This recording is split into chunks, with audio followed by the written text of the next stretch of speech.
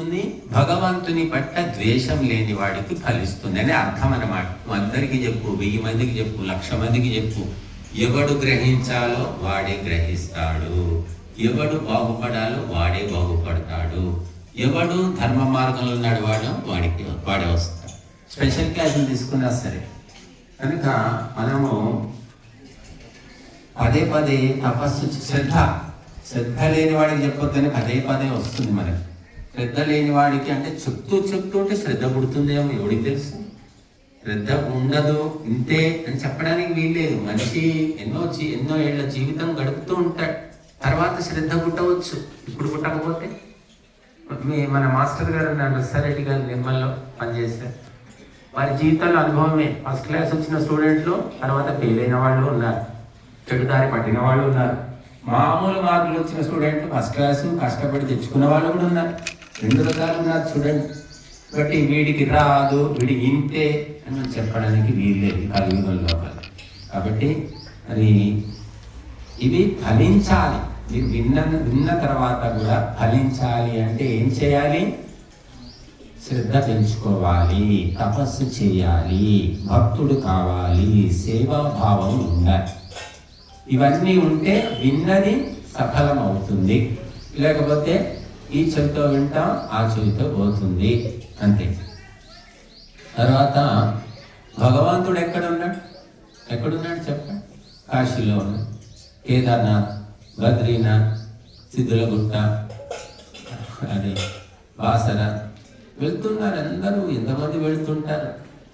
ఎక్కడున్నాడు అసలు? నిజంగా అడ్రస్ ఏమైనా ఉందా అంటే ఈ భగవద్గీతలో అడ్రస్ కూడా చెప్పాడు కానీ ఎవరికి ఈ అడ్రస్ ఇష్టం ఉండదు. ఈ అడ్రస్ నిజమే కావచ్చు, కాకపోతే ఇక వెళ్ళాలంటే బాగుంటుందండి, వెళ్ళాలి అనుకున్నాం, వెళ్తా ఉంటారు. ఇక్కడ ఏం చెప్తుంది శ్లోకం? 61వ శ్లోకం. ఈశ్వర సర్వభూతానాం హృద్దేశేర్జున తిష్టతి భ్రామయన్ సర్వభూతాని యంత్రారూఢాని మాయయా. యంత్రమును ఎక్కిన వారి వలెనున్న సకల ప్రాణులను తన యొక్క శక్తిచే కర్మలలో ప్రవర్తింపజేయుచు పరమాత్మ సర్వ ప్రాణుల హృదయములో ఉన్నాడు అని ఇక్కడ అర్థం రాశారు. నేను రాయలేదు మాత్రం, ఇది ఎవరు రాశారు? కవులు, రచయితలు. సర్వ ప్రాణుల హృదయములో అక్కడున్నాడు భగవంతుడు. హృదయం ఎక్కడుంది? ఉందా? కొట్టుకుంటుందా? పనిచేస్తుందా? అక్కడున్నాడంట. మరి అక్కడ తప్ప అంతగా వెతుకుతున్నారు మనుషులు. ఎక్కడెక్కడో తిరుగుతున్నారు. ఎన్ని గంటలు లైన్ లోపల నిలబడతారు పాపం. చాలా బాలింతలు, పిల్ల తల్లులు, బలహీనులు, రోగగ్రస్తులు, మరి గర్భిణులు, ఇంకా వాళ్ళ కోసం స్పెషల్ దర్శనం అని మధ్య ఏదో తిరుపతిలో పెట్టారు. 60 ఏళ్ళు దాటిన వృద్ధులకు తక్షణమే దర్శనం ఇస్తాం, వాళ్ళ లైన్లో పెట్టాము. గర్భవతులకు కూడా లైన్, పిల్ల తల్లులకు కూడా తొందరగా దర్శనం కల్పిస్తాం. కొన్ని వెసులుబాట్లు చేసినట్టున్నారు తిరుపతిలో. కానీ భగవంతుడు హృదయ దేశంలో ఉన్నాడు అని స్పష్టంగా, ఇంకో గీత కాదండి, ఉపనిషత్తులు తిరిగేయండి, వేదాలు తిరిగేయండి, దర్శనాలు తిరిగేయండి, ఆయుర్వేదంలో కూడా ఉంది. చివరికి నీ దేవుడు నీ వెంటనే, నీ గూట్లోనే నీ దేవుడు ఉన్నాడు. పక్షి ఎక్కడ ఎగిరినా ఎక్కడికి రావాలి? మళ్ళీ గూట్లో వచ్చి విశ్రాంతి తీసుకోవాల్సిందే. ఇది ఎందుకు మరి ఇంత స్పష్టమైన విషయాన్ని ఎందుకు మనం గుర్తుపెట్టుకొని ఫాలో కాలేకపోతున్నామంటే చంచలత్వం. చంచలం హి మనః కృష్ణ ప్రమాధి బలవదృఢం అన్న మొదలే చెప్పేశారు ఆ విషయం. ఈ చంచలత్వం వల్ల ఉన్నాడు అని తెలిసినా ఇక తిరుగుతూ ఉంటుందన్నమాట. కాళ్ళు ఊరుకో, ఆ సంస్కారం అంటారు, ఆ వాసన అనేది పట్టుకుపోతూ ఉంటుంది. అందుకని వాసనలు, ఆ చంచలత్వము పోగొట్టుకోవాలి అంటే సత్సంగంలో పాల్గొనాలి, ధర్మ కార్యక్రమాలు చేస్తూ ఉండాలి, ఎన్నో రకాల ధర్మ కార్యాలు చేస్తూ ఉండాలి. అప్పుడు నిశ్చలత్వం వస్తుంది. కథల బుద్ధి కాదన్నమాట. ఇక్కడికి రండి, అక్కడికి రండి, అటు తీసుకుపోతాం, ఇటు తీసుకుపోతాం. మా బోలెడు మంది ఉన్నారు. ఇప్పుడు కూడా చెప్తే తీసుకుపోయేవాడు బోలెడు మంది ఉన్నారు. తిప్పుతారు, మొత్తం దేశం అంతా తిప్పేవాడు. ఈ తిరుగుడొద్దు, మురుగుడొద్దు బాబు, మాకు కాదు. కూర్చున్న దగ్గర ఏమైనా చేయమంటే చేస్తాము. ఏదో ఒక రోజు అట్లా పోయి రమ్మంటే వస్తాం, కానీ కొండలు ఎక్కాలి, గుట్టలు ఎక్కాలి, గుహల్లో పోవాలి, ఇవన్నీ ఏమిటిది అనిపిస్తుంది నాకైతే. మరేమో పోయిన జన్మలో తిరిగి తిరిగి విసిగొచ్చి మరి మానేసామేమో నాకు తెలియదు. కొందరికి తిరగడం ఇష్టం, ఒకటే తిరగడం. వాళ్ళే కాబట్టి పిల్లల్ని నెట్టేసుకొని తిరుగుతున్నారు, ఫ్యామిలీ తిరగడం. ఏం నేర్చుకుంటారు? సరే, ప్రకృతిని చూసి ఏమైనా విశేషమైన బుద్ధి పెరుగుతుందా? మరి పెరుగుతుందేమో, మాకైతే తెలియదు. బట్టి నిశ్చలత రావాలి అంటే మనము దైవము నిశ్చలంగా ఉంది, దైవాన్ని తెలుసుకున్నవాడు నిశ్చలంగా ఉంటాడు. ప్రకృతి చంచలంగా ఉంది, ప్రకృతిని తెలుసుకున్నవాడు చంచలమవుతాడు. చంచలం అంటే ఏంటి? మార్పు. అణువులు, పరమాణువులు, కార్యద్రవ్యం అంతా మారిపోతూ ఉంది ప్రపంచం. మన కంటికి చూస్తే కనిపించదు. ఇప్పుడు చూడండి, ఈ ఆకుంది, ఆకు చూస్తే ఆకుపచ్చగా, 3 రోజుల తర్వాత చూస్తే వాడిపోయినట్టు, కొద్దిగా వాడిపోయినట్టు, 10 రోజుల తర్వాత చూస్తే ఇంకా వాడిపోయింది, 1 నెల రోజుల తర్వాత చూస్తే ఎండిపోతుంది. ఈ రకంగా మార్పు, ప్రకృతిలో మార్పు నిరంతరం మారిపోతూ ఉంటుంది. మార్పును మనం గుర్తించలేము. మన శరీరంలో మార్పు వస్తుంది, మన ముఖం మారిపోతుంది, అన్ని మారిపోతున్నాయి. కాకపోతే 10 ఏళ్ల తర్వాత మన ఫోటోలు చూసుకుంటే, అరే 10 ఏళ్ల కింద నా మొహం ఎట్లుంది, ఇప్పుడు ఎట్లుంది, మారిపోయిందని అప్పుడు గుర్తిస్తాం. అంటే సూక్ష్మమైన మార్పులను మనం తెలుసుకోలేము, స్థూలమైన తర్వాతనే తెలుసుకుంటాం. మనం సన్నబడ్డామా, లావుగా ఉన్నామా అది కూడా తెలియదు. ఎవడో తగులుతాడు. 2, అరే చాలా సన్నగా అయిపోయినావురా, 5 ఏళ్ల కింద ఎంత లావుగా ఉన్నావు, ఇంత సన్నగా. అయ్యో నిజంగా సన్నగా అయిపోయిందా నువ్వు కూడా ఆలోచిస్తాడు. మన శరీరంలో ఏం జరుగుతుందో కూడా మనకు తెలియదు. కాబట్టి భగవంతుని నువ్వు తెలుసుకుంటున్న కొద్దీ నిశ్చలత్వము వస్తుంది. తిరుగుడు మానేస్తావు, మొరుగుడు మానేస్తావు, పిచ్చివాగుడు మానేస్తావు, అన్నీ మానేస్తావు. తెలుసుకోవాలంటే ఏం చేయాలి? విను. శృతి అన్నారు, వింటూ పోవడమే. సంస్కృతం రాదు, వేదాలు రాదు, నా గొంతు బాగాలేదు, ఇవన్నీ అవసరం లేదండి. చెవులు అయితే అందరికీ బాగున్నాయి కదా, చెవులతో చేసేదేమీ లేదు. 4 గంటలేమో మాట్లాడుతుంది, చెవులు ఏం మాట్లాడవు కదా. చెవుల పని ఏంటి? వినడము. వింటూ నీకు తెలియకుండానే నీ మనస్సు శుద్ధి అయిపోతుంది. నువ్వు పండితుడు అవుతావు. పండితుడు అంటే ఏమిటి? పండి తినేవాడు కాదండి. పండితుడు అంటే ఆత్మతత్వము నీకు తెలుస్తుంది, ఆత్మస్పృహ వస్తుంది అంటే చాలు. ప్రవచనాలు చెప్పాల్సిన పనేం లేదు. తప్పకుండా ప్రతి ఒక్కరు ప్రవచనాలు చెప్పాలనే ఏమీ లేదు. నీకు నువ్వు తెలుసుకున్నప్పుడు నోరు మూతపడుతుంది, కాళ్ళు కూడా కూలబడతాయి, తిరగవన్నమాట. కాబట్టి మనం తెలుసుకోకపోవడం వల్లనే మన వాళ్ళంతా ఎందుకు పోయారు? ఆస్ట్రేలియాలో ఎందుకున్నారు, అమెరికాలో ఎందుకున్నారు, కెనడాలో ఎందుకున్నారు, లక్షల మంది పోయి ఎందుకుంటున్నారు? తెలియక ఉంటున్నారు. తెలుసుకుంటే ఈ బాధ ఉండదు. వేదం మనకు చెప్తూ, ఈ భూమాత నీకు తల్లి, సూర్యుడు నీకు తండ్రి. మరి అటువంటి గొప్ప ఆలోచనలు వేదాలు మనకి ఇస్తున్నాయి. అవి తెలియకపోవడం వల్ల ఎక్కడికెక్కడికో మనిషి వెళుతూ ఉన్నాడు. సతిమూలే తద్విపాకో జాత్యాయుర్భోగా అని మనకు యోగ దర్శనంలో ఒక సూత్రం ఉందండి. ఒక ప్రాణి పుట్టిందంటే వాడు ఏమి తినాలి, ఎంతకాలం బతకాలి, ఎలా ఉండాలి అన్నీ ఫిక్స్ అయిన తర్వాతనే పుడతాట. నువ్వు వెతుక్కోవడం కాదు, నీకు ముందే అన్ని ఫిక్స్ చేసి పెట్టాడు భగవంతుడు. ఆ సత్యము ఎప్పుడు నువ్వు తెలుసుకుంటావో పిచ్చి తిరుగుళ్ళు మానేస్తావు. నీ కర్మ ఫలము నీ వెంట ఉన్నది. నువ్వు ఎంత సంపాదించినా ఎంత తినాలో అంతే తింటున్నావు. ఎక్కువ తింటున్నావా? ఇంకా తక్కువైతుంది. ఎప్పుడైతే సంపాదన పెరుగుతుందో తినడం తక్కువైపోతుంది. అసలు పనిపాట లేకుంటేనే ఆకలి ఎక్కువ. దరిద్రునికి ఆకలి ఎక్కువ అని సామెతే ఉంది. దరిద్రునికి ఎప్పుడు తిన్నావు ఇదే ఉంటుంది. ఇంటి నిండా ధాన్యం ఉంది, వస్తువులు ఉంటే ఎవరికి ఆకలి కూడా వేయదు అసలు. మాకైతే ఇవన్నీ చూసి ఏమో మరి యజ్ఞాలు చేసో ఇవన్నీ చూసో ఆకలే తెచ్చిపోయింది. అసలు ఆకలి ఏదో ఒక పూట తింటున్నాం. కనుక మనం ఎంతెంత తెలుసుకుంటామో అంతంత వ్యామోహం తగ్గిపోతుంది, చంచలత్వం అనేది పోతుంది. చంచలత్వం పోయినప్పుడు, స్థిరమైనప్పుడు మనకు ఈ ప్రపంచం అంతా మనదే. కనుక అందుకోసమే భగవద్గీత చదవండి, మరి ఉపనిషత్తులు చదవండి, ఏదో ఒకటి చదవండి. అందుకే స్వాధ్యాయం అన్నారు. ప్రతిరోజు ఒక పేపర్ చదవాలి. భగవద్గీత కావచ్చు, ఏదైనా ధార్మిక గ్రంథం, ఆ శ్లోకం ఏదో దాని అర్థం ఏంటో వివరణ ఏంటో ఒక్కొక్కరు చదవాలి. ఒకరోజు ప్రతి పూట ఒక పేజీ చదవడం అలవాటు చేసుకుంటే క్రమంగా మార్పు వస్తుంది. లేకుంటే మరి జీవితం అంతా కూడా పిచ్చి తిరుగుళ్ళు తప్పవన్నమాట. మరి నేను ఎక్కువ తిరిగానంటే హైదరాబాద్లో సిటీ సెంటర్ లైబ్రరీ అని ఉండేది చిక్కడపల్లిలో, మాకు దగ్గరలో. ఆ లైబ్రరీకే కొన్ని వేల సార్లు తిరిగి ఉంటాను. రావడం, ఇంటికి రావడం, స్కూల్కి పోవడం, మళ్ళీ లైబ్రరీకి వెళ్ళడం, ఇంతే, ఇదే పని. కాబట్టి మనం పుస్తకాలు, గ్రంథాలు చదవాలి. చదువుతూ ఉంటే బుద్ధి శుద్ధి అవుతుంది. కుదరకపోతే వినాలి. వినడం చేస్తూ ఉంటే మన బుద్ధి శుద్ధి అవుతుంది. ఇంకా భగవంతుడు కోసము నాడు ఎన్ని కోట్లు కోట్లు కోట్లు బిజినెస్ జరుగుతుందండి కేవలం భగవంతుని పేరు మీద, ఇంకేమీ లేదు. ఎందుకు అంటే ఈశ్వర సర్వభూతానాం హృద్దేశే అచ్యున తిష్టతి, నీ హృదయంలో దేవుడు ఉన్నాడరా అని సీక్రెట్ చెప్పేసింది భగవద్గీత. మరి ఇంకా ఎందుకు తిరుగుతున్నామంటే అది పూర్తిగా వంట పట్టలేదు. మనసుకు ఎక్కితే అప్పుడు ఆపేస్తా, మనసుకు ఎక్కాలి. అదేదో చెప్తూ ఉంటారు మామూలుగా ఆధ్యాత్మిక గ్రంథాల్లో, కస్తూరి మృగము, కస్తూరి అనే ఒక జింక ఉంటుంది. ఆ జింక నుండి కస్తూరి అనే సుగంధం వస్తుంది. మార్కెట్లో తులం కస్తూరి కొన్ని లక్షల రూపాయలు.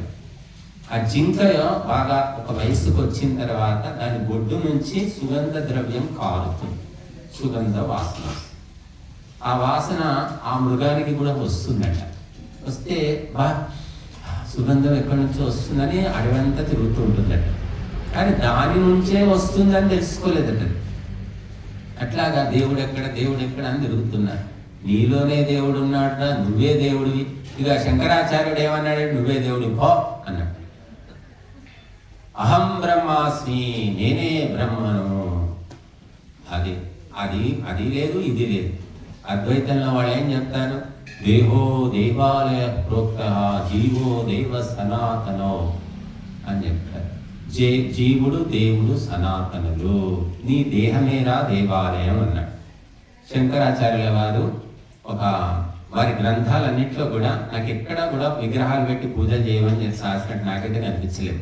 ఆయన భాష్యం ఉంది, ఉపనిషత్తుల భాష్యం ఉంది, మరి భగవద్గీత బ్రహ్మసూత్రాల భాష్యంలో ఎక్కడా కూడా విగ్రహాలు పూజిస్తేనే మోక్షమని భగవద్గీతలోనే లేదు.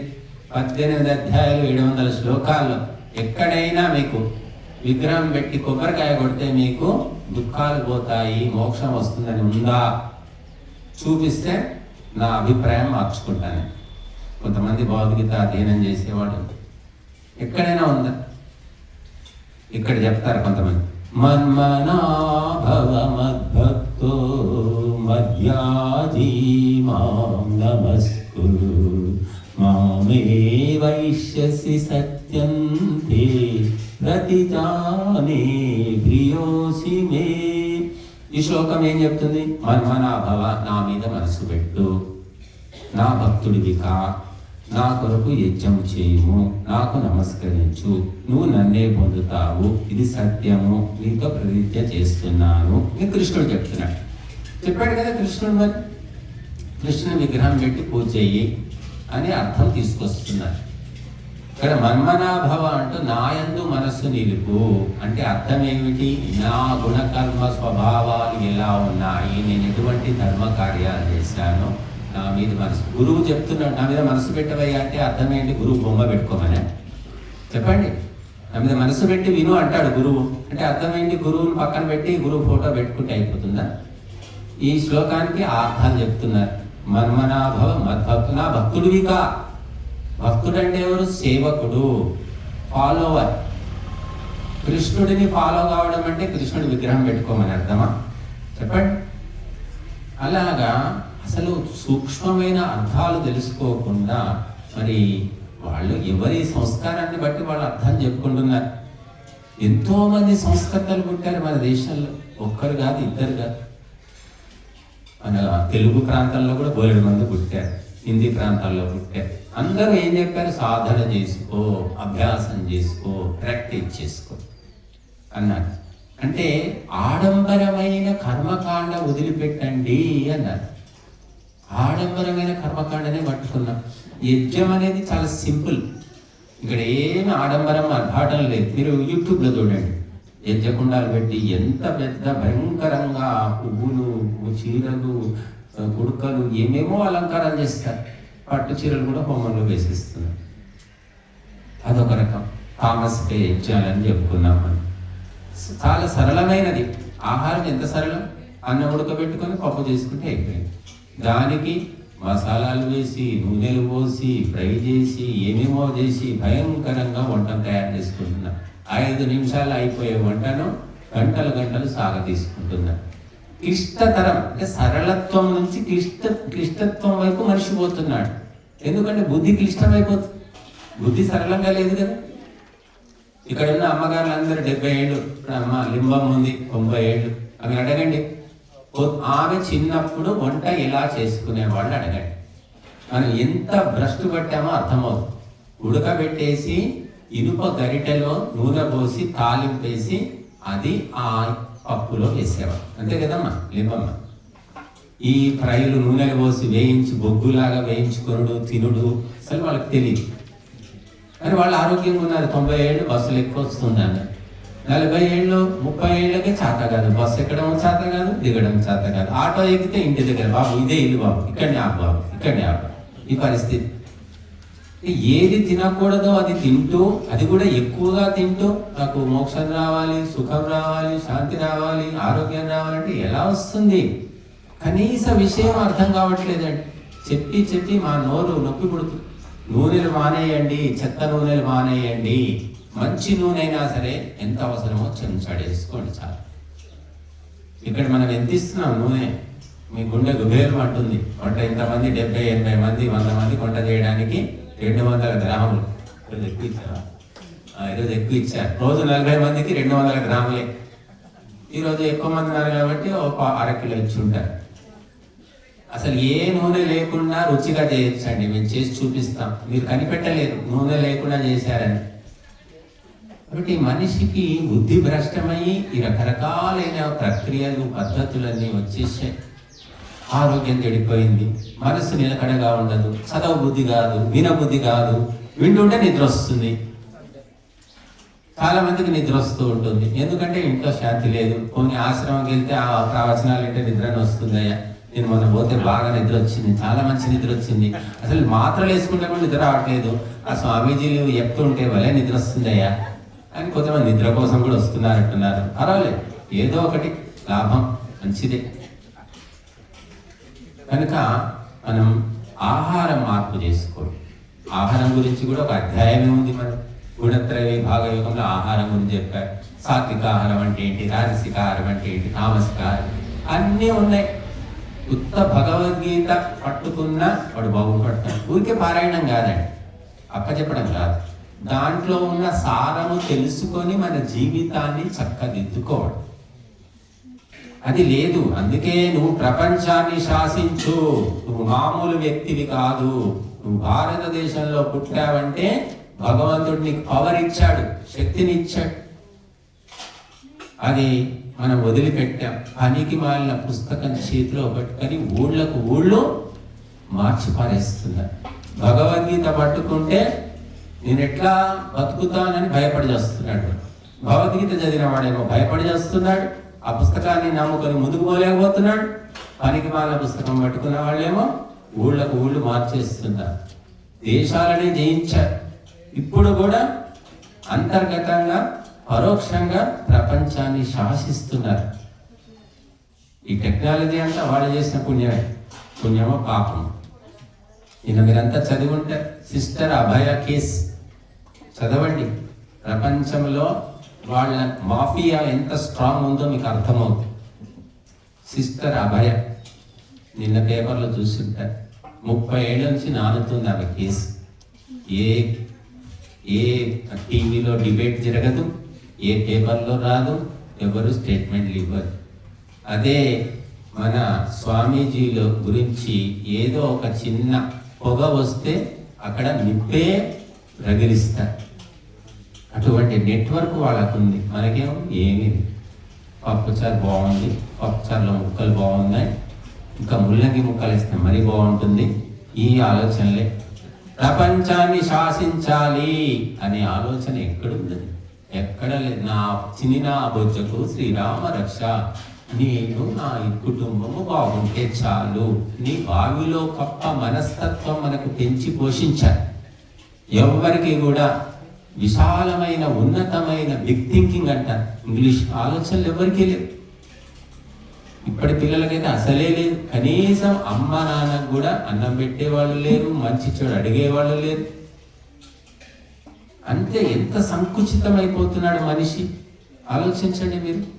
దినదినము మనం ముందుకెళ్తున్నామా, వెనక్కుపోతున్నాం, భ్రష్టు పడిపోతున్నాం. అభివృద్ధి కాదు ఇది, వినాశనము.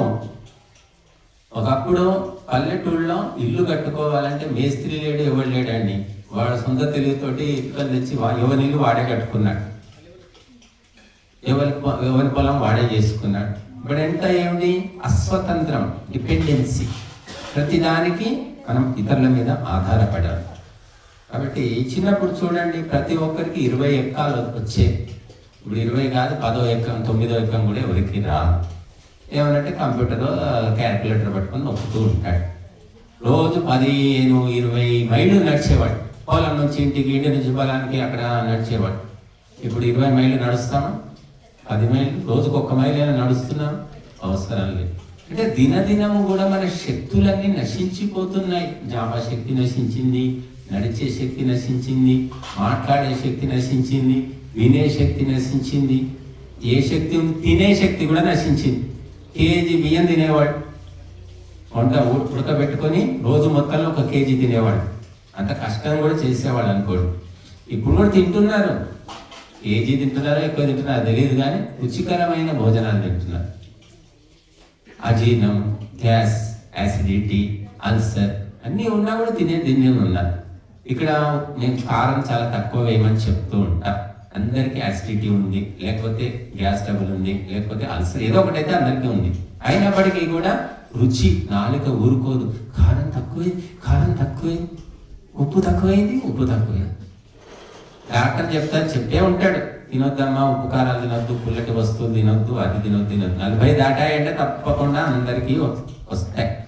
కానీ నాలుక ఊరుకోదు కదా, దానికోసమే కొంచెం కారం. హోటల్ దగ్గరికి వెళ్ళి చెప్తుంటారు, మేమేమో తక్కువ వేయండి చెప్తాము, మళ్ళీ పోయి ఆమె జోరీగలాగా ఆమె బుర్ర తినేసరికి ఆమె కారాలు ఎక్కువ వేస్తుంది. కాబట్టి అవసరం లేదని తెలిసినా ఆపుకోలేమన్నమాట. అలాగే ఉండాలి. చచ్చినా సరే, హాస్పిటల్లో పడ్డా సరే అటువంటి భోజనమే చేస్తాము అని నిశ్చయం అన్నమాట. ఆ నిశ్చయం చేసుకున్న వాళ్ళను ఎవరు ధరిస్తారు, ఎవరు బాగు చేస్తారు. కనుక మనం ఎన్నో రకాల మార్పులు తెచ్చుకోవలసి ఉంది. అందుకు ఒక అర్థం, ఈ భగవద్గీత ఒక అర్థం, యజ్ఞం ఒక అర్థం, ప్రవచనం ఒక అర్థం. అర్థంలో చూసి మనల్ని చక్కదిద్దుకుంటాం, మేకప్ చేసుకుంటాం. వీటి ద్వారా మన ఆత్మతత్వాన్ని తెలుసుకొని మనం మార్చుకోవాలి. మార్చుకోకపోతే ఇదే జన్మ, ఇదే ఆలోచనలు వచ్చే జన్మకు కూడా అంతే ఉంటాయి. కనుక ఇక్కడ మనం ఈ 18వ అధ్యాయంలో చాలా, నేను పారాయణం చేస్తుంటే చాలా శ్లోకాలు నాకు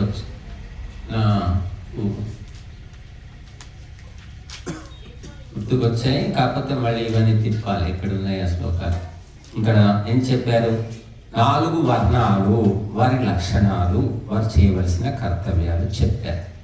బ్రాహ్మణుడు ఎలా ఉండాలి, క్షత్రియుడు ఏం చేయాలి, వైశ్యుడు ఏం చేయాలి, శూద్రుడు ఏం చేయాలి, ఇవన్నీ కూడా ఉన్నాయి ఇక్కడ. అలాగే సుఖం కూడా 3 రకాలన్నా. సాత్విక సుఖము, రాజసిక సుఖము, తామసిక సుఖం. తామసిక సుఖం వెంట పడ్డాము ఇప్పుడు.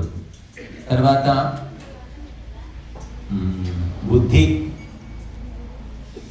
బుద్ధి కూడా సాత్విక బుద్ధి, రాజసిక బుద్ధి, తామసిక బుద్ధి. ఇప్పుడు ఉన్నది తామసిక బుద్ధి. ప్రపంచంలో, భారతదేశంలో కూడా తామసిక బుద్ధి ఉందని, సాత్విక బుద్ధి లేదండి. తామసిక బుద్ధి ఉన్న వాళ్ళు ఏం చేస్తారట? అధర్మం ధర్మమితి యా మన్యతే తమసావృత సర్వార్థాన్ విపరీతాశ బుద్ధిస్సా పార్థ తామసి. ఓ అర్జున, ఈ బుద్ధి అజ్ఞానము చేత కప్పబడి అధర్మమును ధర్మముగాను సకల వస్తువులను విపరీతముగాను, అనగా ఉన్నది ఒక తీరు తాను గ్రహించడం మరొక తీరు, అట్టి బుద్ధి తామసమైనది. తామస బుద్ధి లక్షణం ఏమిటంటే అధర్మాన్ని ధర్మం అనుకుంటారు, ధర్మాన్ని అధర్మం అనుకుంటారు. అంత విపరీతం అన్నమాట. ఎక్కడా కూడా వాళ్ళ బుద్ధి కారం ఎక్కువ తినదంటే కారం తినాల్సిందే, కారం తినకుంటే పని ఇలా చేస్తామంటారు. మీకు తెలుసో లేదో, అమెరికాలో వెళ్ళి వస్తున్నారు, ఆఫ్రికా అక్కడెక్కడో వెళ్ళి వస్తున్నారు, విదేశాల్లో. వాళ్ళు తింటారా కారాలు? అది చూడండి వాళ్ళ భోజనాలు ఏంటో, చాలా చప్పగా ఉంటాయి. కొద్దిగా మిగిలినప్పుడు చల్లుకుంటారు వాడు. మన వాడిన మసాలాలు వాడరు, నూనెలు వాడరు వాడు. కాబట్టి ఏది ఆరోగ్యం ఇస్తుందో దాన్నేమో పక్కన పెడుతున్నాం, ఏది అనారోగ్యం చేస్తుందో దాన్ని పట్టుకుంటున్నాం. అంతటా అంతే. ఎక్కడ మోసం చేస్తుంటారో అక్కడ స్వామీజీలు సాధువుల దగ్గర లక్షల మంది ఉంటారు. బాబు నాయనా, ఇక్కడ మోసం లేదు, మాయ లేదు, మిమ్మల్ని మీరు బాగు చేసుకోండి, మీ కుటుంబాలు ధరించుకోండి అని చెప్తే పిడికడి మంది ఉంటారు. కాబట్టి అధర్మాన్ని ధర్మం అనుకుంటున్నారు, ధర్మాన్ని అధర్మం. మాంసాహారం తినకండి అందరు చెప్తున్నారు స్వామీజీ, కానీ ఎంతమంది మారుతున్నారు? రాను రాను రాను రాను విపరీతం పెరుగుతూనే ఉంది. అది పాపం పెరిగినట్టు పెరుగుతూనే ఉంది. మొన్న ఎవరో చెప్తున్నారు, నిన్న నేను డ్రైవర్తో వెళ్ళాను అక్కడ మెట్పల్లి, అది పేరేంటి, పద్మారావు డ్రైవర్. మాట వరుసలు పాప ఆయన అయ్యప్ప దీక్ష తీసుకున్నాడు అని చెప్తున్నాడు. స్వామీజీ మా చిన్నప్పుడు ఆయన ఎవరు మాల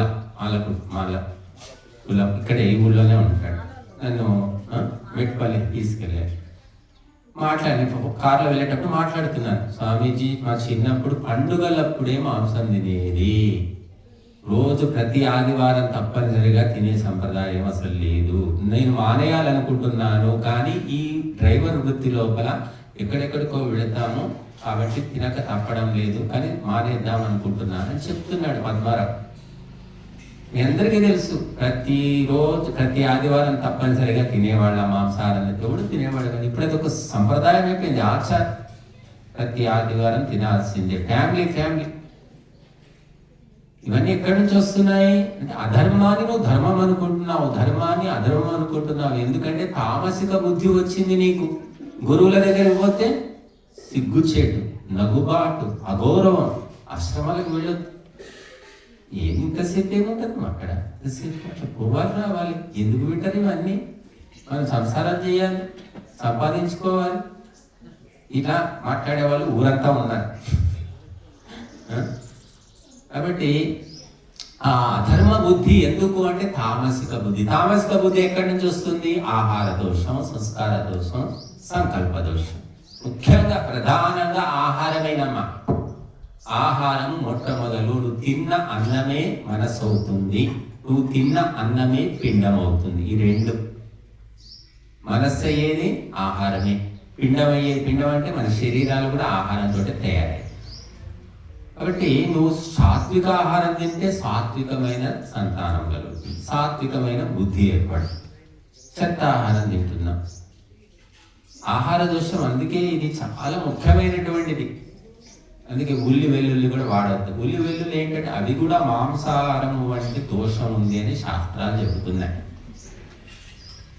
ఉల్లి వెల్లుల్లి రెండు చాలా వాసన, దుర్గంధం ఉంటుంది. మేము అసలు ఉల్లి వెల్లుల్లి తినడం అసలు మేము 40 ఏళ్ళ మానేసి. అయితే మేము ఇలాగ భక్తులు ఇంట్లోకి వెళ్తాం కదా, మా కర్మ కొద్ది ముందే మేము చెప్తుంటాం ఉల్లి వెల్లుల్లి ఇవన్నీ ఉండొద్దు, వేయద్దు. ఒకరింటికి వెళ్తే ఒక అమ్మగారు, స్వామీజీ మీరు ద్రాక్షరసం తాగండి స్వామి, తాగుతారండి. సరే అమ్మ తాగుతాం, దాని ఏముంది, అందులో కొంచెం చక్కెర పుల్లగా ఉంటుంది కదా, చక్కెర కలుపుకొని తాగు, మిశ్రీ అంటాం మనం, కలకండ కలుపుకొని తాగుతాం. ఆమె భక్తితోటి పాపం ఆ ద్రాక్షరసం చేసి ఇచ్చింది. తాగుదామని దగ్గర తీసుకెళ్తే, నోరు దగ్గర తీసుకెళ్ళిన వాసన, ఎల్లుల్లిపాయ వాసన. ఎందుకు వచ్చింది అంటే ఆ మిక్సీలో ఇంతకు ముందు ఆమె వెల్లుల్లిపాయ చేసింది, కడిగినప్పటికీ కూడా వాసన పోలేదు, ఆ ద్రాక్ష దానికి వచ్చి. అంత భయంకరంగా ఉంటుందన్నమాట. అది లేకుంటే సంసారమే నడవ. అట్లా అలవాటు పడ్డారు. కానీ బుద్ధి ఉండదన్నమాట. మీరు ఎన్ని వినండి, ఇంకా 10 ఏళ్ళు రండి, వినండి, కానీ బుద్ధి మారడం కష్టం. ఆహార దోషం ఎప్పుడు తొలగిపోతుందో అప్పుడు బుద్ధి స్థిరంగా ఉంటుంది అని చెప్తారు. ఇంకొకటి చెప్తా, ఇది ఒకరి ఇలాగే ఒక చోట సత్సంగం చేసిన తర్వాత ఒక అమ్మగారు వచ్చారు. స్వామీజీ జీడిపప్పులు, బాదం పప్పులు, కిస్మిస్లో పిడికడి తెచ్చి చేతిలో వస్తుంది. స్వామి మీరు తీసుకోండి స్వామీజీ అంటే, సరేనమ్మా అని తీసుకున్నాం. అది ఎక్కడ కవర్లో పెట్టేశాను. తర్వాత పాయసం తీసుకున్నప్పుడు ఆ పాయసం లోపల అవి వేసేసాను నేను. వేసిన తర్వాత పాయసం తిందామని చూస్తే వెల్లుల్లి వాసన. ఎందుకు వచ్చింది వాసన అని ఆలోచిస్తే ఆ వెల్లుల్లిపాయల్లో ఉండే డబ్బాలోనో లేక ఫ్రిడ్జ్లోనో ఎక్కడో ఇది కూడా పెట్టేశారు. ఆ వాసన వాటికి పట్టుకుంది. అంత సూక్ష్మంగా ఉంటుందండి వాసనలు అనేవి. మరి ఇక్కడ వచ్చి కూర్చున్నారంటే కూడా మాటలు కాదు, ఏదో వాసన ఉంది, మీరు ఇక్కడ వచ్చి కూర్చున్నారు. ఆ వాసనలు సూక్ష్మంగా మన జీవితాలను శాసిస్తూ ఉంటాయి. ఇంగువ కట్టిన గుడ్డ అంటారు. గుడ్డకు ఇంగువ కట్టండి, 15 రోజుల తర్వాత ఇంగువ తీసేయండి, గుడ్డ ఉతకండి, 10 సార్లు ఉతకండి, ఆ వాసన పోదు, ఇంగువ వాసన పోదు. అలాగే జన్మల వాసనలు ఉంటాయి. ఆ జన్మల సూక్ష్మమైన వాసనలు మన బుద్ధిని, మన వాక్కును, మన నడవడికను శాసిస్తుంటాయి. అందుకే దీన్ని శుద్ధి చేసుకోనంత వరకు కూడా నీకు జన్మల పరంపర తప్పదు. నీచమైన జన్మలు, ఇంకా పతనం కూడా అయిపోతాం అన్నమాట. వాసనలు శుద్ధి చేసుకోవాలి. పాండిత్యం తర్వాత విషయం. ఎంతో మంది పండితులు ఉన్నారు, వాసనలకు బలైపోయారు. 2 పెళ్ళిళ్ళు, 3 పెళ్ళిళ్ళు, ఎన్ని పాడు పనులు అసలు ఒక్కొక్క పండితులు. మరి అందరికి చెప్తారు ఉపదేశం. కాబట్టి చెప్పడం తేలికమ్మా, మనము నాలుకను అదుపులో పెట్టుకోవడం కష్టం. కాబట్టి ధర్మాన్ని అధర్మంగా, మంచిని చెడుగా, చెడును మంచిగా అనుకునే బుద్ధి తామసిక బుద్ధి. అది ఆహార దోషం, సంస్కార దోషం, వ్యవహార దోషం, సంకల్ప దోషం, అనేక దోషాలు ఉంటాయి. కాబట్టి మహర్షులు అన్నీ గమనించుకొని మనకు తెలియజేశారు. మనం జుట్టు విక్కొని కొత్తగా కనిపెట్టేది ఏమీ లేదు, అన్నీ ఉన్నవే. కొత్త మహర్షి దయానందం కూడా రాసి పెట్టాడు సత్యాగ్ర ప్రకాశంలో. పలాండం లశునం గృంజనం చైవ పలాండం కవకాని చ ద్విజాతి నామ భక్ష్యాణి అమేధ్య ప్రభవాణి చ అన్నాడు. అంటే ఉల్లి, వెల్లుల్లి, గోంగూర, ఆ తర్వాత ఎర్రగడ్డలని రాశారు. ఎర్రగడ్డలు అంటే ఏంటో మరి నాకు తెలియదు. ఈ మూడు కూడా బుద్ధి నాశనం చేస్తాయి. అలాగే అపవిత్ర ప్రదేశాల్లో పుట్టిన ఆహారం తినొద్దు అంటే అందరూ ఒంటెలికి పోసే చోట, అందరూ కూడా మలమూత్రాలు విసర్జించే చోట ఏది పండినా ఏది కాసినా అది కూడా తినకూడదు, బుద్ధి నాశనం అవుతుందని చెప్తుంది శాస్త్రం. మహర్షి దయానందుడు చెప్పాడు. కానీ మరి ఇక్కడ మన ఆర్య సమాజాల్లో ఏ సత్సంగమైనా కూడా ఉల్లి వెల్లుల్లి వేసి పెడుతున్నారు. మన ఇంట్లో అదే తింటున్నాము, ఇక్కడికి వస్తే సంస్కారం జరుగుతుందంటే ఇక్కడ అదే పెట్టిన తర్వాత ఇంకేం మార్పు వస్తుంది? అంటే ఇంట్లో ఉన్నట్టు ఇక్కడ ఉండడానికి కాదమ్మా, ఇక్కడ తెలుసుకున్నది, ఇక్కడ నేర్చుకున్నది ఇంటికి తీసుకెళ్ళడానికి మనం వస్తున్నాం. మన ఇంట్లో అలవాట్లు ఇక్కడ రుద్దడానికి కాదు. ఇక్కడ మనము మెల్లిమెల్లిగా చప్పగా తింటూ, ఆ మసాలాలు లేకుండా తింటూ, మెల్లిగా అలవాటు పడుతూ ఈ మంచి అలవాటుని ఇంటికి తీసుకెళ్ళాలి. కానీ మా ఇంట్లో అది తింటాను, ఇది తింటాను, అలా చేయి, ఇలా చేయి అంటే ఎలా? గురుకులంలో వచ్చింది మనల్ని మనం బాగు చేసుకోవడానికి, కానీ గురుకులాన్ని రిపేర్ చేయడానికి కాదు, ఆశ్రమాన్ని రిపేర్ చేయడానికి కాదు. కనుక మనం ఈ ఉల్లి వెల్లుల్లి చాలా నష్టం చేస్తాయి. మాకైతే మా బుద్ధి ఇంత మాత్రం ఉంది అంటే ఆ చెత్త ఆహారాలు మానుకోవడం వల్లనే అనిపిస్తుంది. మేమే పెద్ద చాలా మంది స్వామీజీ జీడిపప్పులు, బాదం పప్పులు, కిస్మిస్లు, ఖర్జూరాలు గుప్పిలు తింటుంటారు. మాకు అవి కూడా తింటే పడదండి. ఏవో 2-3 అది కూడా నానబెట్టుకొని తినాలి. అది కూడా ఎక్కువ తింటే పడవు. మళ్ళీ ఇక దేవుడు ఎంత రాసి పెట్టాడో అంతే తినాలి. ఎక్కువ తింటే ఏమవుతుందనేది తెలిసిపోతున్నప్పుడు ఎందుకు తింటాం? తెలవకుండా ఉంది అంటే నీ బుద్ధి అలాగా పొద్దుబారిపోయిందనమాట. ఎన్ని తిన్నా నీకేమీ తెలియట్లేదు. ఏం కాదండి, మాకు బాగా మా శరీరంలో ఏమనిపించదండి, అన్నీ మా ఒంటికి పడతాయండి అంటే నీ శరీరంలో స్పందన పోయింది, నీ మనసులో స్పందన పోయింది, ముద్దుబారిపోయింది అని అర్థం. దాన్ని గొప్పగా చెప్పుకుంటారు చాలామంది. తిట్టినా కూడా మేము దులిపేసుకుంటామండి. ఒక్క మాట అంటే ఎంత బాధపడతాడు. అన్నం తినరు, నీళ్లు తినరు, 2 రోజులు 3 రోజులు కుమిలి బాధపడుతుంటాడండి. ఎంత బలహీన మనస్కులు అని. ఎన్ని తిట్టినా దులిపేసుకుంటే వాడేమో పెద్ద మంచి మనసు ఉన్నట్టు. కాబట్టి సుకుమారమైన, సున్నితమైన, సాత్వికమైన మనస్సు ఉండడమే జ్ఞానము, లేకపోవడమే అజ్ఞానం అన్నారు. కాబట్టి మనస్సును సున్నితంగా ఉంచుకోవాలి, కానీ ప్రతి పనికిమాలిన విషయానికి స్పందించకూడదు, ప్రతి పనికిమాలిన వారి మాటలకు బాధపడకూడదు. అది కూడా గుర్తించుకోవాలి. ఇంకా మరి ఇలాగా ఈ అధర్మాన్ని ధర్మంగా, ధర్మాన్ని అధర్మంగా భావించడం వల్ల మొత్తం భారతదేశమంతటా అధర్మమే ఉంది. ఇప్పుడు రాజకీయ నాయకులైతే వాళ్ళను మీరెవరు ఆశ పెట్టుకోరు, వాళ్ళు చెప్పేది ఎవడు చేసేవాడు అందరికీ తెలిసిందే. కానీ స్వాములు, ధర్మాన్ని పాలించవలసిన స్వాములు, వాళ్ళు ఎందుకు సరిగ్గా ఉండట్లేదు, వాళ్ళు ఎందుకు ఇలా చేస్తున్నారు అనేది మాత్రం ఎందుకు అంటే ఇదే తామసిక బుద్ధి. కాబట్టి ఫేక్ స్వామీజీస్ అని ఉంటుంది, ఈ నెట్లో కొట్టండి, fake babas, fake swamijis in India. 2 మంది ఫోటోలు, అడ్రస్లు అన్నీ వస్తాయండి. వాళ్ళకి ఎంతమంది లక్షల మంది వాళ్ళ దగ్గరికి వెళ్తూ ఉంటారు. ఏమిటంటే నెత్తి చేయబెట్టు, లేకపోతే ఆ విభూతి మొహం మీద కొట్టు, లేదంటే బొట్టు పెట్టు, లేకపోతే ఇంకేదో ఇలాంటివన్నీ చేసి తాయెత్తు కట్టు, ఇటువంటి పనులు చేస్తుంటారు వాళ్ళు. చెప్పి ఇలా గంటలు ఏం ప్రవచనాలు ఉండేయమ్మా వాళ్ళ దగ్గర, వాళ్ళకి ఏం రావాలి. కాకపోతే వాళ్ళ దర్శనం చేసుకుంటే మీకు 25,000 రూపాయలు, ఇలా ముట్టుకుంటే మీ రోగం పోతుంది ప్రచారం చేస్తారు వాళ్ళ ఏజెంట్లు ఉంటారు. దాంతో ఏమిటంటే మన వాళ్ళకి తేలికగా అయిపోవాలి, కష్టపడకుండా అయిపోవాలి, చిటికెలో అయిపోవాలి, ఇటువంటి కోరికలు ఉన్న వాళ్ళకి వెళ్తారు. పాపం అవుతుందా స్వామీజీ నెత్తి మీద చేయబెట్టాడు, అయిపోతుంది నువ్వు పో అని చెప్తాడు.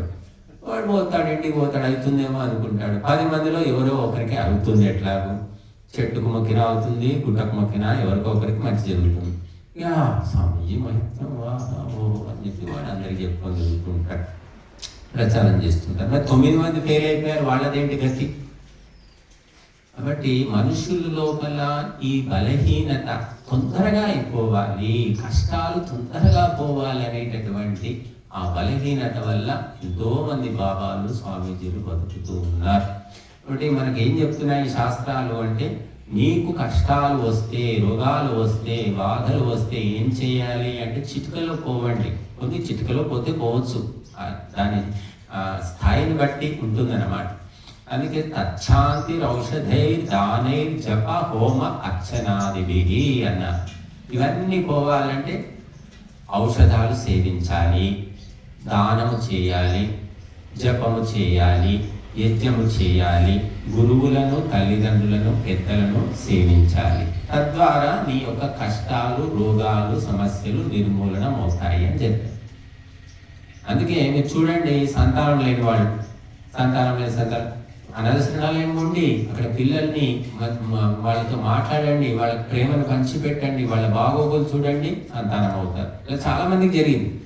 ఈ దత్తత తెచ్చుకుంటారు కొంతమంది, సంతానం లేదని. దత్తత తెచ్చుకున్న తర్వాత 5 ఏళ్ళకి 6 ఏళ్ళకి సంతానం అయింది. అటువంటి కేసులు కూడా ఉన్నాయి. అంటే మనకు ఏది కావాలనుకుంటామో అది లేని వాళ్ళకి అది పంచిపెడితే అది మనకు వస్తుంది. నేను చెప్తుంటా చాలా మందికి, మీకు డయాబెటీస్ ఉందా, మధుమేహం, చక్కెర వ్యాధి ఉంది, ఏం చేయాలి, మందులు తినాలా అంతేనంటే కాదండి, మధుర పదార్థాలు మీరు తయారు చేయండి, లేదా కొనుక్కురండి, మధురమైన ఫలాలు మంచి పెడుతూ కొండి, క్రమక్రమంగా మీ రోగం తగ్గిపోతుంది అని నేను చెప్తూ ఉంటాను. చేస్తే తెలుస్తుంది అది. కాబట్టి మనకు ఏది కావాలనుకుంటామో అది మనం ఇతరులకు పంచిపెట్టాలి. మనం ఏది అన్ని మందులతోటే తగ్గుతాయనుకుంటారు. ఔషధం అనేది ఒక భాగము, ఔషధంతో కొంతవరకు రిలీఫ్, కానీ తప్పకుండా అని చెప్పాలి. అందుకే దానం అని కూడా చెప్పారు, దానం చేయండి. ఇక్కడ చెప్తూ ఉన్నాం, దానాలు చేస్తారు, పేర్లు రాశారు, ఏదే కొంతమంది దానం చేస్తారు. వ్యక్తిగతంగా ఎవరికి చెప్పట్లేదు, బాబు సుబ్బారావు నువ్వు నాకు ఇంత ఇవ్వయ్యా, అయ్యా అప్పారావు నువ్వు నాకు ఇంత ఇవ్వాలి అని చెప్పట్లేదు. మేము అందరికీ విజ్ఞప్తి చేస్తున్నాం, ఎవరి మనసులో ఏ భావన ఎలా పడుతుందో తెలియదు. కానీ దానం అనేది తప్పకుండా చేసుకోవాలి. ఇదే అధ్యాయంలో మనకు మొట్టమొదలే చెప్పాడు, యజ్ఞ దాన తపః కర్మ నత్యాజ్యం కార్యమేవ తత్ యజ్ఞోదానం తపశ్చైవ పావనాని మనీషిణామన. కాబట్టి యజ్ఞము వదిలిపెట్టేది కాదు, దీనికి సెలవు లేదు, దానానికి సెలవు లేదు, ఉన్నంతలో ఎంతో కొంత ఇస్తూనే పో. తపస్సు కూడా ఆపడానికి వీలేదు, తపస్సు చేస్తూనే ఉండాలి. ఈ మూడు కూడా నత్యాజ్యం, వదిలిపెట్టకూడదు. కర్తవ్యం, కార్యం అంటే కర్తవ్యం, డ్యూటీ తప్పనిసరిగా చేయాలి అని. కాబట్టి వీటి మీద ఆధారపడి ప్రపంచం నిలబడి ఉంది, నడుస్తుంది. మానవ జీవితం సుఖంగా ఉండాలంటే ఈ మూడు ఉండాలి. ఎవరికి ఎంత ఉంటే అంత చేస్తూ పోవాలి. అది అలా ఈరోజు కొంతమంది మనకు ఈ దానాలు ఇచ్చారు. మరి ఈ దానాలన్నీ ఏం చేయాలి? బ్యాంకుల్లో పెట్టుకొని మనం జమ చేయాలా అంటే, మేము అసలు ఇక్కడ సహాయం దొరికితే ఎంతో చేయొచ్చు. ఇప్పుడు 50-100 మంది ఉన్నారు అనుకుందాం. కానీ మనం సరైన వసతులు సౌకర్యాలు కల్పిస్తే వేల మంది యొక్క జీవితాలు బాగుపడతాయి. ఎందుకంటే ఇక్కడ మనం తాయెత్తులు కట్టడం లేదు, మహిమను చూపించట్లేదు, మ్యాజిక్లు చేయట్లేదు. ధర్మ గ్రంథాల్లో ఏం చెప్పారో ఆ కర్తవ్య కర్మలు చేయిస్తున్నాము, చేయండి అని చెప్తున్నాము ఇక్కడ. కాబట్టి ఈ సందేశం ఎంతో మందికి అందితే వాళ్ళ జీవితాలు బాగుపడతాయి. ఎంతో మందికి అందాలంటే ఇక్కడ 500 మంది వచ్చారనుకోండి, ఏమైపోతుంది? ఇక్కడ ఇరికిరికి అయిపోతుంది. ఇంకా అంతే. 1000 మంది వస్తే మాత్రం ఇంకితే సంగతులు ఇంకా. కాబట్టి సౌకర్యాలు ఉన్న కొద్దీ, వసతులు ఉన్న కొద్దీ ప్రజలకు సందేశం అందుతుంది. అందిన కొద్దీ ఎవరి జీవితాలను వాళ్ళు బాగు చేసుకుంటారు. ప్రతి ఒక్కరి వెంట దేవుడు ఉన్నాడండి. ఆ ప్రతి ఒక్కరి హృదయంలో దేవుడు ఉన్నాడు. ఆ దేవుణ్ణి ఉన్నాడని ఎప్పుడు గుర్తిస్తాడో, ఆ స్పృహ వస్తుందో, ఆ సంస్కారం ఇక్కడ వస్తుందో, అప్పుడు వాడి జీవితాన్ని వాడి బాగు చేసుకుంటాడు. కనుక మరి ఇక్కడ కొన్ని సౌకర్యాలు ఉండాలి అంటే, మొదట్లో బిల్డింగ్ కట్టడానికి బాగానే ఇచ్చారు, ఊరి వాళ్ళు సహాయం చేశారు, అయిపోయింది ఇంకా అక్కడితో. ఇంకా మనకి ఏదో యజ్ఞయాగాది కార్యాలు పెట్టుకున్నప్పుడు వస్తున్నాయి డబ్బులు, అంతవరకు అవుతుంది. కానీ వేరే నిర్మాణం ఏదైనా చేయాలంటే సహకారం దొరకట్లేదు. అందుకే నిన్న అసలు ఈసారి చాలా మంది వచ్చారు. వచ్చి పైన ఉన్నారు, హాల్లో ఉన్నారు, వెనక రూముల్లో ఉన్నారు. ఇంకా వసతి ఉంటే ఎంతమంది ఉండేవాళ్ళో తెలియదు. వాళ్ళందరూ పాపం రాత్రి ఉన్నారు, చలికి పక్క బట్టలు తెచ్చుకున్నారు. వాళ్ళు మా దగ్గర కొన్ని ఉన్నాయి, ఇచ్చాము మేము. ఎక్కువ ఇవ్వడానికి మాకు ఇంతమంది వస్తారని మాకు కూడా తెలియదు. బట్ ఎక్కువ మంది వచ్చినప్పుడు ఉండాలి అంటే వాళ్ళకు పైన హాల్ పైన 4-5 రూములు కడితే బాగుంటుంది అనిపించింది. కొంతమంది ఉంటారు ఫ్యామిలీ వచ్చి ఉండి కాస్త రిలాక్స్ అవుతారు, మళ్ళీ కూడా ఎనర్జెటిక్గా యాక్టివేట్ అయిపోయి వెళ్ళిపోతూ ఉంటారు.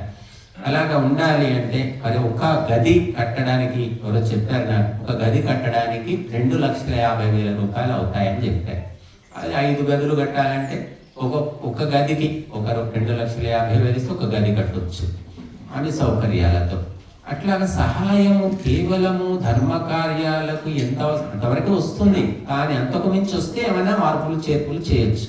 కానీ అంతకు మించి రావట్లేదు. మరి ఎందుకు రావట్లేదో తెలియదు. వస్తే మాత్రం ఇంకా ఎంతో మందికి మంచి జరుగుతుంది, మేలు జరుగుతుంది. మానసిక సమస్యలు ఉన్న వాళ్ళనైతే పీల్చి పిప్పి చేసి చంపుతున్నారండి డాక్టర్. వాళ్ళకు నిద్ర పట్టదు, లేకపోతే కొంచెం సరైనటువంటి ప్రవర్తన ఉండదు, నవ్వడము, ఏదో చేష్టలు చేయడము ఉంటాయి. అలాంటి వాళ్ళనైతే దోపిడీ చేసి చంపుతున్నారండి. ఈ నిద్ర మాత్రలు ఇచ్చేసి చివరికి వాళ్ళను ఎప్పటికీ పేషెంట్లలాగా మార్చేస్తున్నారు. కేవలము యజ్ఞము ద్వారా, కేవలం గాయత్రి మంత్రం ద్వారా, కేవలము సదుపదేశాల ద్వారా, కేవలము సాత్వికాహారం ద్వారా ఎటువంటి రోగాన్నైనా మనం కుదిర్చవచ్చు. గ్యారంటీ మేము రాసిస్తాం, మీకు ఏ జబ్బైనా మేము బాగు చేస్తాము. కాకపోతే మా తెలివి కాదది. ఇక్కడ వాతావరణాన్ని బట్టి వాళ్ళు సహజంగా ఒక్క రోజులో కాదండి, 40 రోజులు పట్టచ్చు, 6 నెలలు పట్టచ్చు, కానీ తప్పకుండా మారుతారు సాత్వికాహారం తింటూ ఈ భక్తి ధర్మ కార్యాల్లో పాల్గొనాలి. ఉండాలంటే కొన్ని వసతులు అవసరం.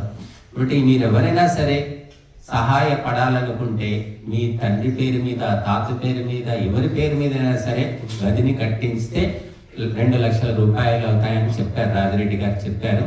మరి 5 గదులు అయితే ఎవరైనా 5 ఫ్యామిలీస్ వచ్చి ఉంటారు. ఇప్పుడు మన సంగారెడ్డి నుంచి వచ్చారు, ఒకటే రూమ్ ఉంది, వాళ్ళు ఉన్నారు పాపం. ఇక పైన హాల్లో అందరూ కూడా మనం రైల్వే ప్లాట్ఫామ్ లాగా అందరూ పడుకోవాల్సిందే. కాబట్టి సహాయం ఎక్కడ చేయాలి, ఎక్కడ చేయకూడదు అనే వివేచన లేకపోవడం వల్ల ఒక్కొక్క ఆశ్రమంలో ఎన్ని బిల్డింగులు వందల కొద్ది రూములు ఉంటాయి. ఏమీ ఉండదు అక్కడ, చెప్పేది లేదు, చేసేది లేదు. యజ్ఞము మీరు చూడండి, మొత్తం నిజామాబాద్ జిల్లా అంతా వెతకండి, నిత్యము అగ్నిహోత్రం చేసేది ఇక్కడ మాత్రమే. ఓని మీరు మొత్తం తెలంగాణ కూడా వెతకండి, గ్యారంటీ నిత్యాగ్నిహోత్రం చేసేది ఇంకెక్కడ ఉండదు. ఎందుకు చేయట్లేదంటే రామాయణం చెప్తుంది, భారతం చెప్తుంది, భగవద్గీత చెప్తుంది, ఉపనిషత్తులు చెప్తున్నాయి, వేదాలు ముందే చెప్పేస్తాయి. అటువంటి కార్యం జరగట్లేదు. చాలా మంది శాస్త్రాలు తెలియకపోవడం వల్ల అంతా కరెక్టే, అంతా బాగానే ఉంది అనుకుంటారు. లోతుకెళ్ళిన కొద్దీ నిజాలు బయటపడుతూ ఉంటాయి. కాబట్టి సహాయం చేయండి. మీరు చేస్తే ఎంతో మంది అసహాయులు, బాధితులు, పీడితులు, రోగులు వాళ్ళు వచ్చి ఉంటారు, వాళ్ళు బాగుపడతారు, ఆ పుణ్యం మనకు వస్తుంది. అది మాకు ఉండడానికి 2 రూములు ఉన్నాయి, సరిపోతుంది మాకు. కానీ ఇతరులు వచ్చినప్పుడు ఉండడానికి కొంత సౌకర్యం ఉండాలి. కాబట్టి ఆలోచించండి, డబ్బులు ఉన్నవాళ్ళు ఆలోచించి అటువంటి సహాయం చేస్తారని నేను కోరుకుంటున్నాను. ఇక ముందు, ఎందుకంటే ఈ చలికాలం, ఎండాకాలం అయితేనేమో ఎక్కడైనా పడుకోవచ్చు. ఇంకోటి బయట పడుకుందామంటే కూడా బయట దోమలు ఉంటాయి, అదొక బాధ. ఎండాకాలం అయినా సరే బయట పడుకున్నా దోమలు కుడతాయి, కాబట్టి ఒక గది ఉండవలసిందే.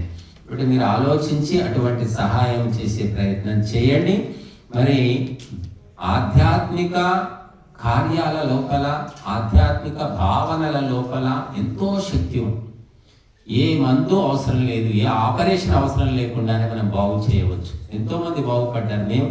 మేము ఇలాగా సలహాలు ఇస్తే, చెబితే నమ్మిన వాళ్ళు బాగుపడ్డారు. నమ్మని వాళ్ళను నమ్మించవలసిన అవసరం మనకు లేదు.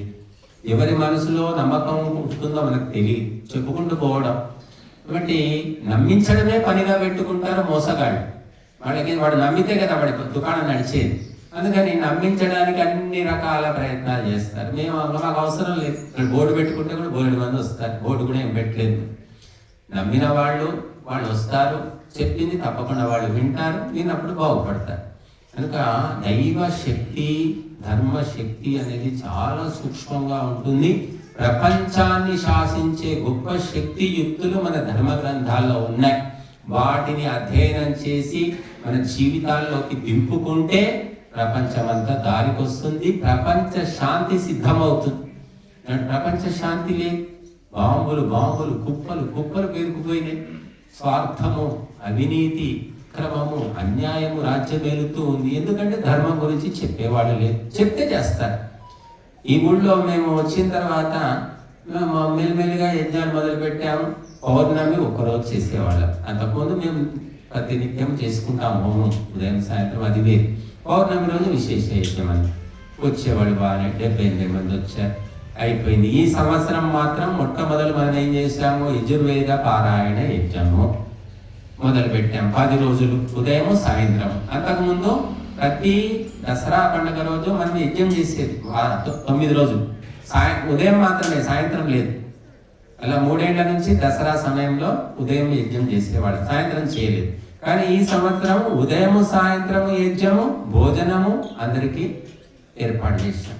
తర్వాత వస్తూ ఉన్నారు, వింటూ ఉన్నారు, తెలుసుకుంటూ ఉన్నారు. ఎందుకంటే భగవంతుడు అందరికీ మెదడిచ్చాడు, అందరికీ ఆలోచన ఇచ్చారు, మా ఒక్కరికి ఇవ్వలేదు కదా. వింటూ ఎవరైనా తెలుసుకోగలుగుతారు. పుస్తకాలే చదవాల్సిన పని లేదు. మనం రోజు చూస్తుంటాం, మనుషులను చూసి వీడు దొంగ మొహం, వీడు మంచివాడు, వీడు చెడ్డవాడు, వీడు నమ్మకస్తుడు తెలుసుకుంటాం కదా. దానికి పుస్తకాలు చదవాల్సిన పనులే. తెలుసుకున్న వాళ్ళు వస్తూ ఉన్నారు, సహాయం చేస్తూ ఉన్నారు. ఆ రకంగా ఈసారి మనం 18 రోజులు కార్యక్రమం పెట్టుకున్నాం. మరి పాల్గొన్నారు. ఈసారి విశేషం ఏమిటంటే, మరి నేను ప్రతిసారి 4-5 ఏళ్ల నుంచి ఎప్పుడు ప్రసాదం పరమాన్నం వండినా నేనే చేస్తూ వచ్చేసరికి వాళ్ళు కూడా గ్రహించుకొని, మార్పు తెచ్చుకొని, కొందరు పరమాన్నం తెచ్చారు, కొందరు లడ్డూలు తెచ్చారు, కొందరు భక్ష్యాలు తెచ్చారు, రకరకాల పదార్థాలు తెచ్చి అగ్నిలో సమర్పించి భక్తులకు పంచి పెట్టారు. ఈ మార్పు ఎలా వచ్చింది అంటే తెలుసుకుంటున్న కొద్దీ వచ్చింది. ఇలా తెలుసుకొని ఇంకా ఎన్ని మార్పులు వస్తాయో మనకు తెలియదు. తెలుసుకోవడం అంటే వినడం అంటే మనస్సు పెట్టి కదలకుండా వినడం. కాబట్టి వింటూ మనుషుల లోపల ఎన్నో మార్పులు వస్తాయి. కాబట్టి చాలా మంది ఇక్కడ చదువు, వాళ్ళు ఏదో పొలం పని చేసుకున్నారు, వాళ్ళు అప్పట్లో చదువు తెలియదు, కానీ నిజాలు తెలుసుకోగలుగుతారు. తెలుసుకున్నారు కాబట్టి అమ్మగారులు చాలా మంది ఉదయం వచ్చారు, సాయంత్రం వచ్చారు, వాళ్ళకి చదవడం రాకపోయినా వింటూ వింటూ నేర్చుకుంటున్నారు వాళ్ళు.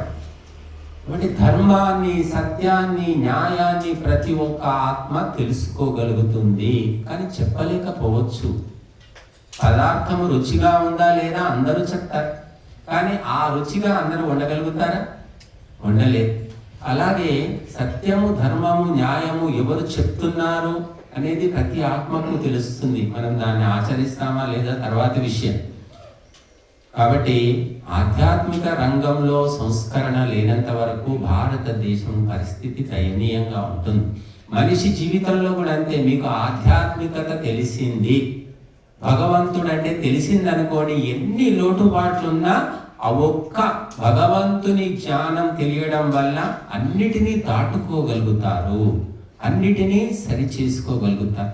ఈ ఒక్కటే లేదనుకోండి, అమెరికాలో అది లేదు, యూరోప్ దేశాలు లేదు, అరబ్ దేశాల్లో అసలే లేదు. భగవంతుడు అంటే లేదు, ఆత్మ అంటే లేదు. అన్నీ ఉన్నాయి వాళ్ళ దగ్గర, సుఖాలన్నీ ఉన్నాయి, కానీ ఇదొక్కటి మాత్రం శూన్యం. ఎలా ఉన్నారు వాళ్ళ జీవితం? పశుప్రాయమైన జీవితాలు అంటారు. కాబట్టి మనము భారతీయ పరంపరలో మహర్షుల పరంపర మనది. కాబట్టి మనము దేవతలకు సమర్పించి, ఇతరులకు సమర్పించి, ప్రాణులకు సమర్పించి, అతిథులకు సమర్పించి తర్వాత మనం తింటాం.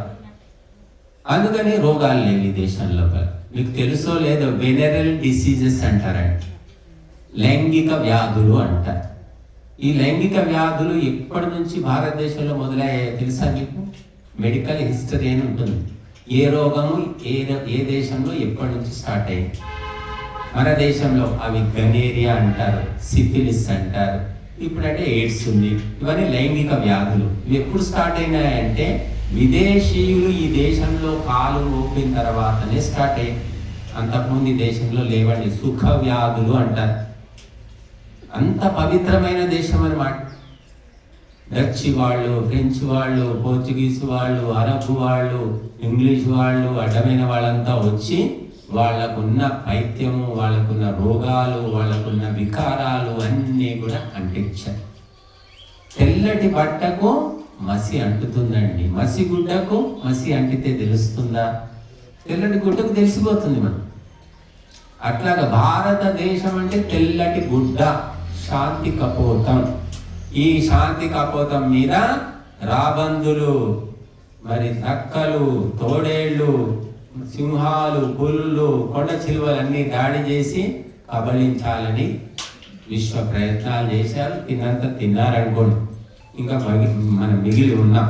ఇప్పటికీ కుట్రలు సాగుతూనే ఉన్నాయి. కాబట్టి మనము కౌటిల్యుని అర్థశాస్త్రం చదవండి, విదుర నీతి చదవండి, చాణక్య నీతి చదవండి. ఎన్నో గ్రంథాలు ఉన్నాయి. చదివితే ఈ ప్రపంచంలో ఎన్ని కుట్రలు నడుస్తున్నాయో మీకు అర్థమవుతుంది. అంటే మనం కుట్రలు చేయకపోయినా కుట్రలు ఎవరు చేస్తున్నారో తెలుసుకోవాలి కదా. మనం ఒకరికి కుట్ర చేయము, కానీ వాడి కుట్రకు బలి కాకుండా బయటపడాలంటే మనం తెలుసుకొని ఉండాలి. కాబట్టి మన మహర్షులు రాసినటువంటి గ్రంథాలు, రాజనీతి గ్రంథాలు ఉన్నాయి, ధార్మిక నీతి గ్రంథాలు ఉన్నాయి, నైతిక గ్రంథాలు ఉన్నాయి. ఎవరు చదవండి. కాబట్టి చదవండి, తెలుసుకోండి. మనం ఎంతెంత తెలుసుకుంటూ ఉంటామో మనకు తెలియకుండా అలా మార్పు మెల్లిమెల్లిగా వస్తూ ఉంటుంది. కాబట్టి 6 గంటలు కాగానే సూర్యోదయం కాదండి, మెల్లిగా కొద్దిగా వెలుతురు వస్తుంది. 6:15, 6:30, 7, 8, 9, 10, 12 గంటలకు మిట్ట మధ్యాహ్నము ప్రచండమైనటువంటి సూర్యబింబం ఉంటుంది. అలాగా అజ్ఞానం అనేది ఒక్క రోజులో పోదు, మెల్లిమెల్లిగా పోతూ ఉంటుంది. అది పోతుందనేది కూడా మీకు తెలియదు, కానీ క్రమక్రమంగా మార్పు వస్తుంది. వినడం అలవాటు చేసుకోవాలి, తెలుసుకోవడం అలవాటు చేసుకోవాలి. ఇది అలవాటు చేసుకున్న కొద్దీ జీవితంలో మార్పు వస్తుంది. ఆ మార్పులో మనలను ధర్మం వైపు తీసుకెళ్ళడానికి దోహదపడతాయి, ఆరోగ్యంగా ఉంచడానికి దోహదపడతాయి. ఇక్కడ ఎన్ని గంటలు నేను మాట్లాడుతున్నా, అసలు నాకు మైకు పట్టుకొని మాట్లాడడం అంటేనే భయం. నేను స్కూల్లో కానీ, కాలేజీలో కానీ, యూనివర్సిటీలో కానీ ఎక్కడ మైకు పట్టుకోలేదు.